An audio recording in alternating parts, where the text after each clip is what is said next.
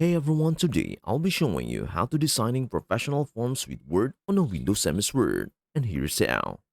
Open Microsoft Word.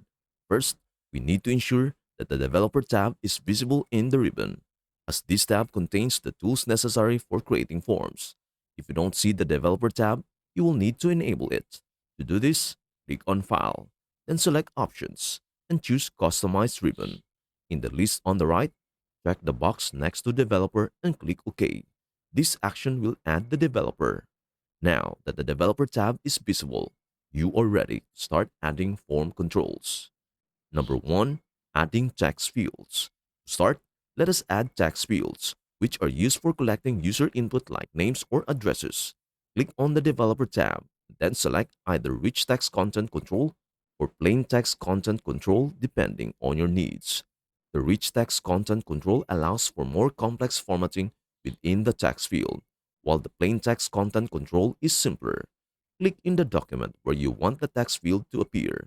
After placing the text field, you can adjust its size and position by dragging the handles around it. To format the text field, click on it to select it. Then go to the Developer tab and click Properties. Here, you can change the title of the field, which helps identify it, and add a tag for easier reference. Additionally, you can provide placeholder text to guide users on what information should be entered. For example, if the field is for a title, you might include placeholder text such as enter your title. Number 2. Adding checkboxes. Checkboxes are ideal for binary choices or multiple selections. To insert a checkbox, go to the Developer tab and choose Checkbox Content Control. Click in the document where you want the checkbox to appear. You can customize the checkbox appearance and functionality by clicking on it and then selecting Properties. Here, you can modify the label or instructions to clarify what the checkbox represents.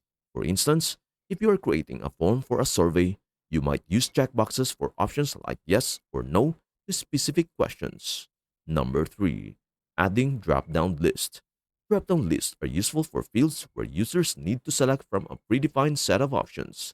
To insert a drop-down list, go to the Developer tab and select Drop-down List Content Control. Click in the document where you want the drop-down list to be placed. Once inserted, click on Properties to customize the list. In the Properties dialog box, you will see Add button that lets you input each item you want to include in the list. For example, if you are creating a form for selecting something, you might add options like freedom or no freedom. This feature helps standardize responses and simplifies data entry. Number 4. Adding date pickers.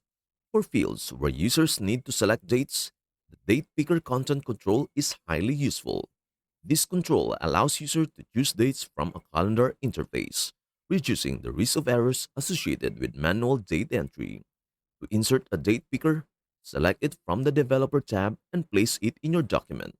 Users can then click on the control to open a calendar and select the desired date, ensuring consistency and accuracy in date formats. Number 5. Arranging and formatting the form layout.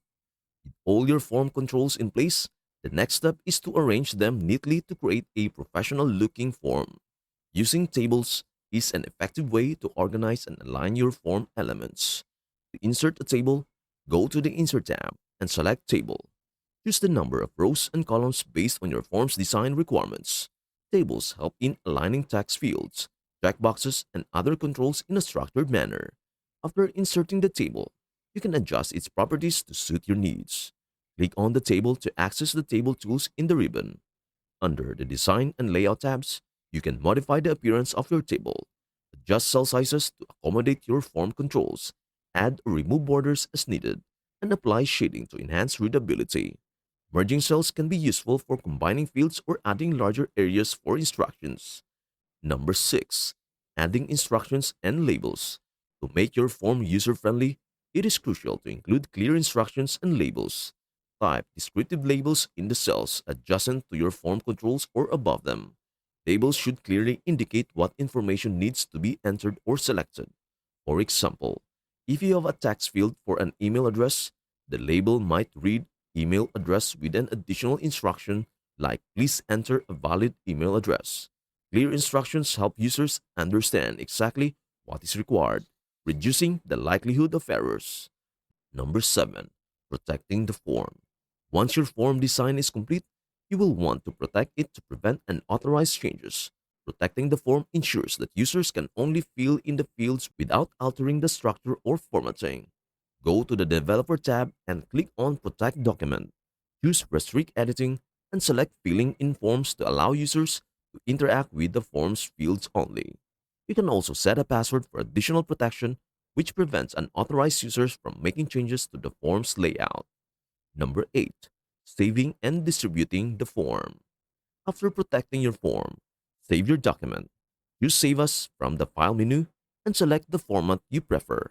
Saving as a Word document or .docx is suitable for further editing, while saving as a PDF or .pdf is ideal for distribution.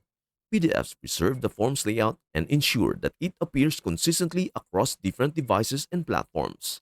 If you plan to distribute the form electronically, consider whether users need to fill it out and return it digitally. PDFs can be useful for this purpose, as many PDF viewers allow users to fill in form fields and submit the document electronically. However, if you need to collect data in a format that is easier to analyze, you might prefer to use form software or online tools that can aggregate responses and generate reports. Number 9. Testing the form. Before finalizing and distributing your form, thoroughly test it to ensure all controls function correctly. Fill out the form yourself or ask a colleague to test it. Verify that text fields accept input. Checkboxes can be toggled.